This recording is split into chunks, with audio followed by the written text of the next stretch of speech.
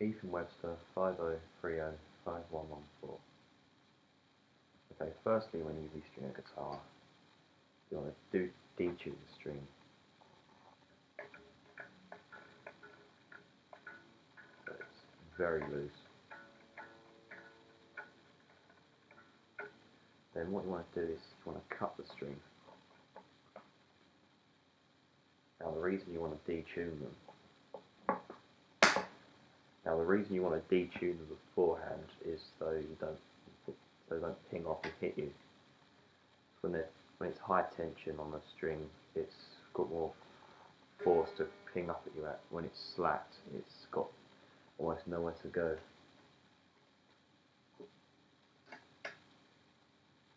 Also, the reason you want to cut them is so it's easier to get through this side because it's all wound up at the other end. So it can be a bit tricky to get through the little holes at the bottom. Now there is an order to get rid of all the strings, but for this case I need to get rid of all the strings because the bridge is a tune-o-matic bridge and it's kind of difficult to do with all the strings on the guitar.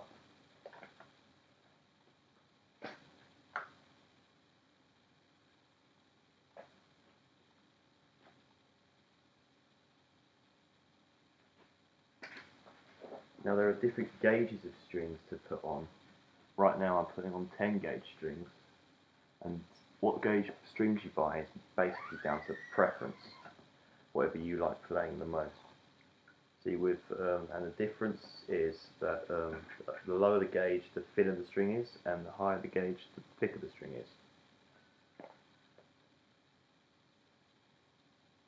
Beginners tend to use lower gauge strings because it is kind of difficult to press down on the higher gauge strings, and the gauges range from 9 to 12 gauge stereotypically.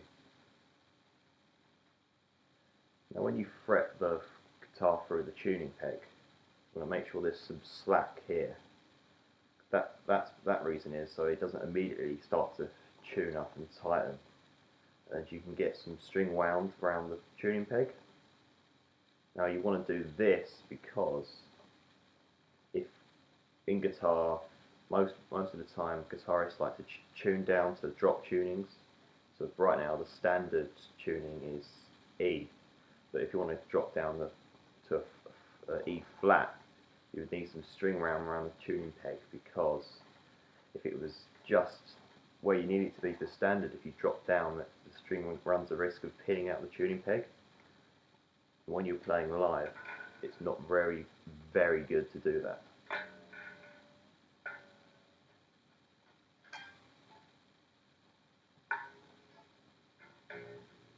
Now the pinging you hear when you turn up the tuning is the string tightening and then loosening and then stretching the string.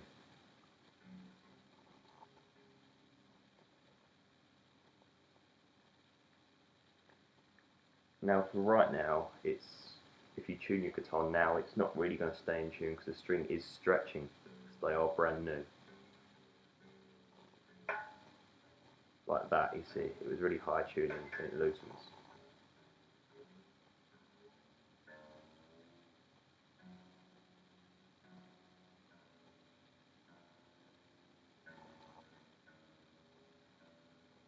Now the top string or the low string is tuned to E for standard tuning, which I'm going to tune to.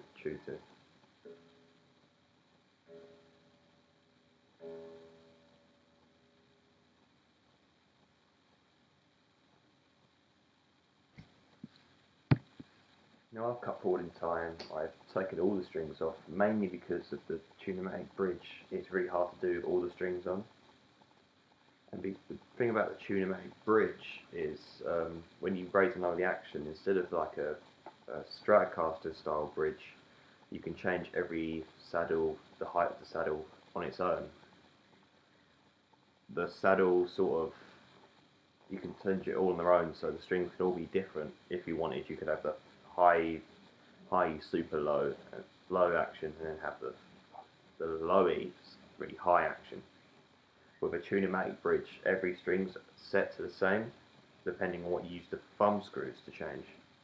Now right now I'm just cleaning the guitar, which you should do with a clean dry rag like the one I have here. Commonly people just use like a screwdriver to scrape all of the dust and dead skin off the guitar, which can like scratch your guitar very, so it's just, which can damage the fretboard. So the best thing to do is just get a clean rag like here.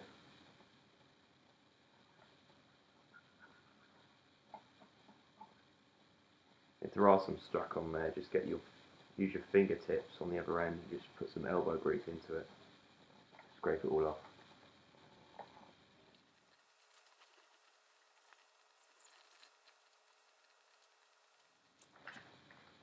And now I'm going to put the low E string, the high E string on, sorry.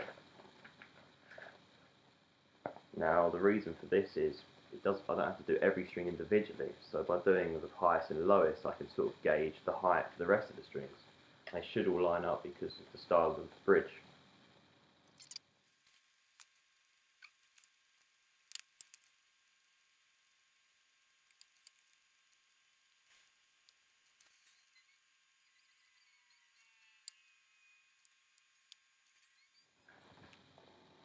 Now for raising and lowering the action on a Tune-o-matic bridge, there are two thumb screws here and here, which raise and lower the whole bridge. On this guitar they're extremely high, that's for whatever reason.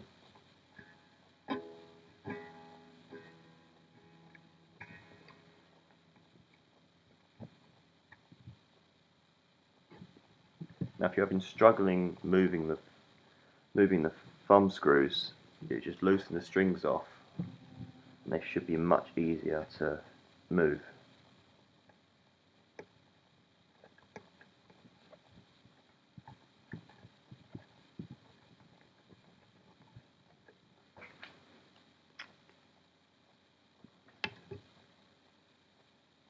Now the height of them should be somewhere around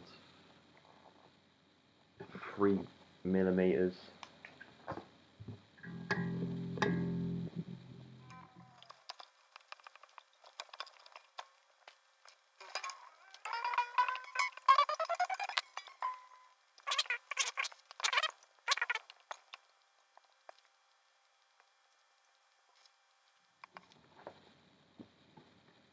That should be, and just make sure there's no string buzz, and tighten up the string again if you've loosened it to raise or lower the bridge.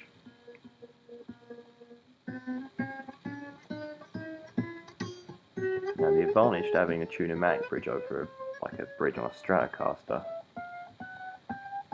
is because with a bridge like this, you just have to raise and lower it with one raise and lower on the thumbtacks, and then every string should be exactly the same height or action. Have the same action, where on a Stratocaster you have to raise or lower every single string immediately, like on their own, so you could have the strings could be out of whack.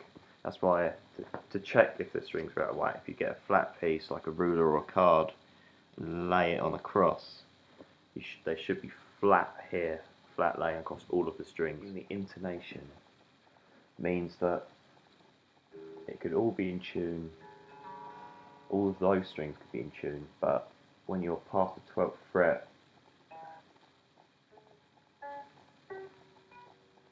they won't be in tune to recommend to the whatever. So that string could be in tune, but when you press down on the 12th fret, that could not be in tune, could be flat or sharp. The way to check that is to just have a tuner, play the open string, make sure it's in tune on the open string.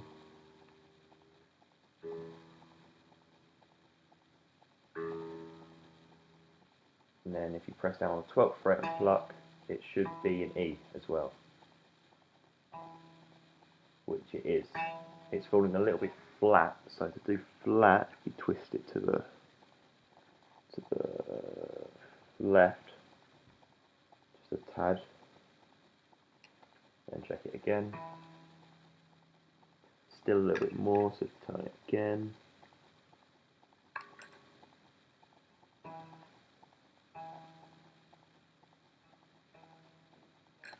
still. Another turn.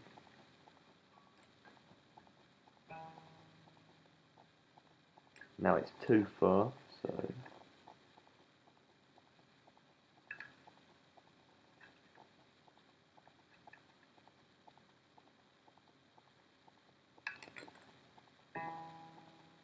just a little bit more. That should be in tune past the 12th fret.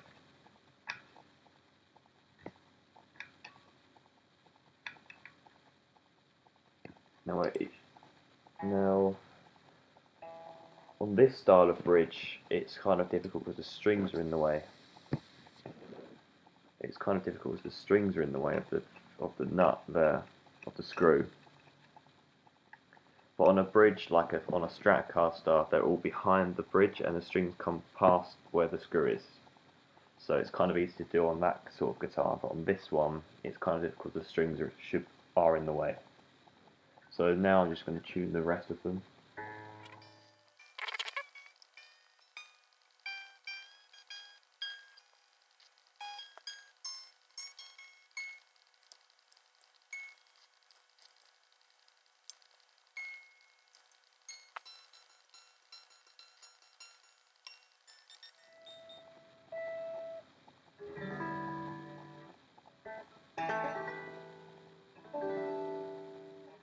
Lastly, the thing you have to check is your truss rod when setting up a guitar. Now to check the truss rod sort of needs to be, it doesn't need to be curved like that or down like that, which is concaved, that's convex, or even flat. It doesn't need to be like that at all. What you need is sort of a slight bend, not like an extreme bend, it's too flat. You just want a slight bend. When there are no strings on it, you should see a sort of slight bend, because when you put the strings on, it tightens the strings, flattening the neck out. That way you don't risk of snapping the neck or the strings pinging off the nut or whatever. Now to check this, you would put a capo on the first fret, then hold down a fret up here on the very last fret, and you should be able to slide like a plectrum in between here. It's kind of difficult. I don't have a capo with me at the moment, but it should be a small gap in between there, which you should be able to just fit a plectrum in. Now I would start to adjust this on this neck, but as I can tell you, this is a very, very old neck, and the wood's pretty worn in. So I don't really want to be adjusting the truss rod willy-nilly, because I could just end up completely just messing up the whole neck. But if you were going to change it, you would under here, you would unscrew that and push that out of the way or take it off completely. There's a small rattle, and there should be the end of a metal rod that runs all the way down the centre of the neck. Now, if it's too hard, if it's convexed, you would tighten it to the left. If it's concaved, you would tighten it to the right. Fix it, and you would only do that in very small increments at a time to make sure it's perfect. The reason for doing it in small increments is if you did it in a massive increment, you could do it way too far and end up just snapping the whole neck off the guitar. Or too loose, the whole strings could ping off, and it's just, yeah,